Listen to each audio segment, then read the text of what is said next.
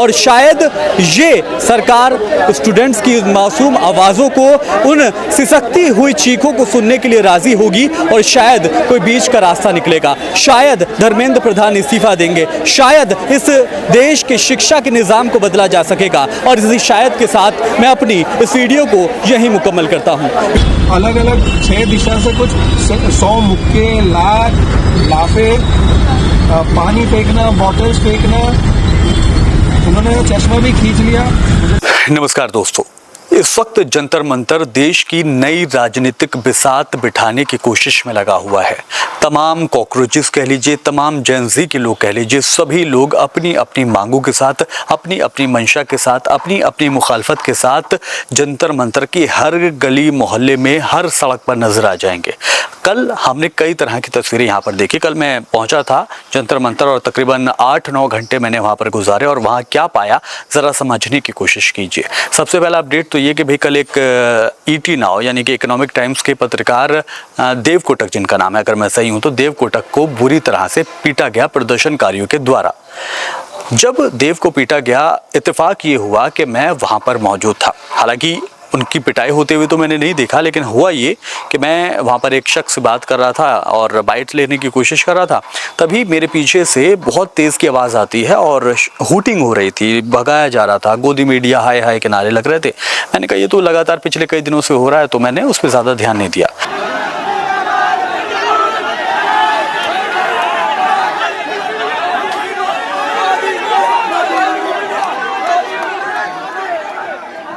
थोड़ी देर के बाद मैं क्या देखता हूँ कि भाई देव कोटक को बुरी तरह से मारा गया, उनके मोबाइल फ़ोन को तोड़ दिया गया और तो और उनके कपड़े भी बुरी तरह से फटे हुए थे। वायरल वीडियो अगर मुझे मिलता है तो मैं आपको दिखाने की कोशिश भी करूँगा स्क्रीन पर ही।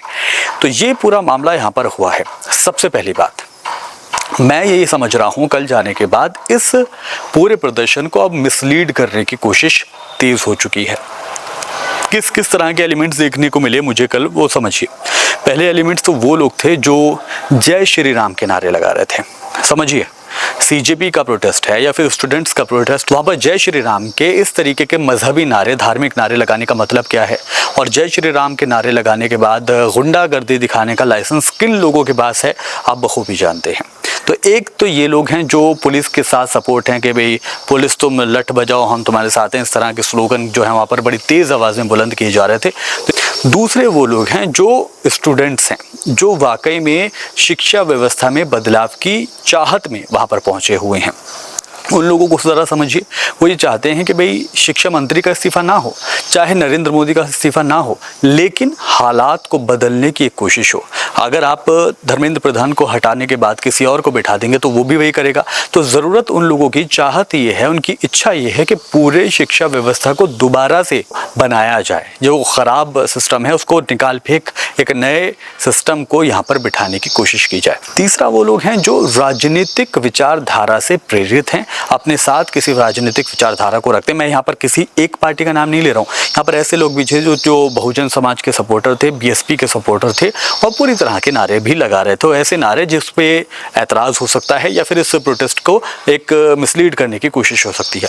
कुछ लोग यहाँ पर मुसलमानों में भी थे, हालांकि मुसलमानों से तो बार बार कहा गया कि भाई आप प्रोटेस्ट से पीछे रहिए ताकि लोग जो हैं समझने की कोशिश करें और सरकार इस पूरे मामले में हिंदू मुस्लिम एंगल ना डाले।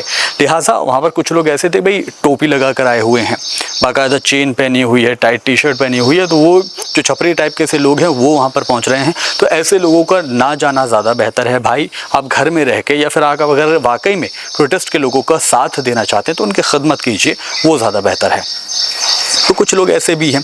इसके अलावा बाकी लोग ऐसे हैं जो सीजेपी के अंदर ही बैठ के इंटरनल पॉलिटिक्स जो वहाँ पर चल रही है उस पर बात करते हुए सुने गए। तो ऐसे ऐसे लोग वहाँ पर पहुँचे हुए हैं जो अब ऐसा लग रहा है कि प्रोटेस्ट अब नई दिशा की ओर जा रहा है। शायद ये प्रोटेस्ट आने वाले दिनों में बर्बाद हो जाए पूरी तरह से, चूँकि मजहबी लोग यहाँ पर पहुँच रहे हैं, धार्मिक लोग यहाँ पर पहुँच रहे हैं, जिन लोगों का यहाँ पर काम कुछ है नहीं।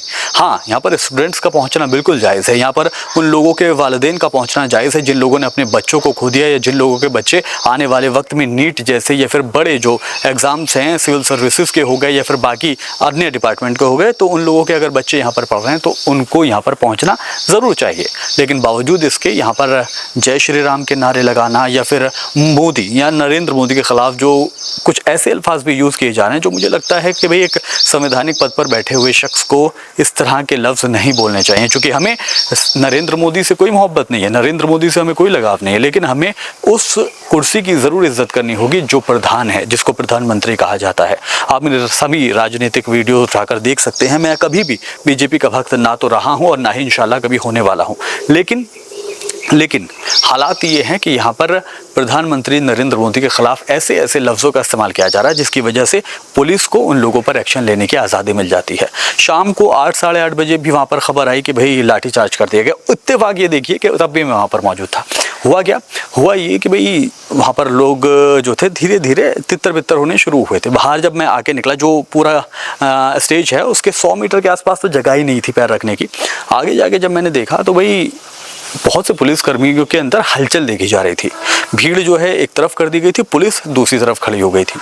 यहाँ पर एक बड़ा तबका था स्टूडेंट्स का जो पुलिस के खिलाफ नारेबाजी कर रहा था, उनके खिलाफ भी गाली गुफ्तार की जा रही थी। ये इस बात में कोई दो राय नहीं है। खैर, यानी एक तरह से पुलिस को भड़काने की कोशिश हो रही थी। धीरे धीरे कुछ पुलिसकर्मी, महिला पुलिसकर्मी इधर से उधर भागते हुए नजर आ रहे थे। लग ऐसा रहा था जैसे कुछ हलचल हो रही है और कुछ बड़ा होने वाला है। 8 बजे के आसपास, साढ़े 8 बजे के आसपास मैं बाहर आके बैठा। आपको याद होगा अगर आप जंतर मंतर गए तो द पार्क की एक बड़ी सी बिल्डिंग है, उसके सामने मैं फुटपाथ पर बैठा हुआ था। काफ़ी लोग वहाँ पर बैठे हुए थे। तब मैंने देखा कि कुछ पुलिसकर्मी जो थे अपने हेलमेट लगाने शुरू कर रहे थे। अपने जो उनकी शील्ड हैं उनका जो है हाथ में जिस तरीके से भी वो उसको यूज़ करते हैं वो कर रहे थे। तो मैं समझ गया था, मैंने कहा कुछ एक्शन यहाँ पर होने वाला है। अब महज 10 मिनट का अंतर रहा होगा, 8:15 बजे के आसपास मैं निकला हूँ, गाड़ी आई और मैं वहाँ से निकला हूँ। इतने में खबर ये आ गई कि लाठीचार्ज हो गया है। फिर यहाँ पर दौड़ा दौड़ा कर पीटा गया। लेकिन यहाँ पर सिखों की एक नई एंट्री हो गई है। यहाँ पर एक बात ज़रूर याद रखें, सिखों की इस एंट्री ने इस प्रोटेस्ट को कहीं ना कहीं डैमेज करने की कोशिश की है। देखिए, आप सरकार के साथ लड़कर इंसाफ नहीं ले सकते हैं। आपको अगर इंसाफ चाहिए तो सरकार के साथ बैठकर बातचीत ही एक रास्ता इस देश में हो सकता है, गांधीवादी रास्ता जिसको हम कहते हैं। तो सरदारों का वहाँ पर पहुँचना, सिख साहब का वहाँ पर पहुँचना, तलवारों के ज़रिए फिर पुलिस पर हमला करना, तो कहीं ना कहीं ये जो प्रोटेस्ट है इससे इसको डैमेज होगा और कहीं ना कहीं नुकसान होने वाला है।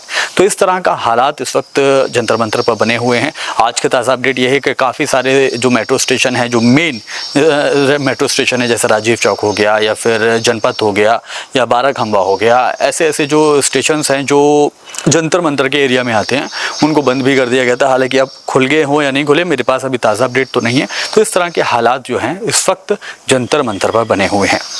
अब वीडियो के आखिर में बस यही उम्मीद कर सकते हैं कि आने वाले दिनों में या तो अभिजीत दीपके को ये समझना होगा कि भाई उनका जो प्रोटेस्ट है जिसको वो लीड करने की कोशिश कर रहे हैं तो उसको सही किया जाए। राजनीतिक मंच जो है ये बनना शुरू हो गया। उद्धव ठाकरे की यहाँ पर पहुँच हो गई और बाकी जो समाजवादी पार्टी की लीडर वहाँ पर पहुँची, आम आदमी पार्टी के केजरीवाल भी वहाँ पर पहुँचे। तो अब राजनीति से अछूता तो ये नहीं रह गया है। और अब चूँकि राजनीति इसमें आ गई है तो आने वाले वक्त में ये प्रोटेस्ट किस रूप में ले लेगा, किस तरीके से सरकार इसको ख़त्म करने की कोशिश करेगी, वो एक दिलचस्प एंगल रहेगा। फिलहाल मेरे साथ इस वीडियो में भी के लिए इतना ही। वीडियो पसंद आया तो वीडियो को लाइक कीजिए, शेयर कीजिए और हमारे चैनल को सब्सक्राइब जरूर कीजिए। फिर होगी मुलाकात। आदाब, नमस्कार।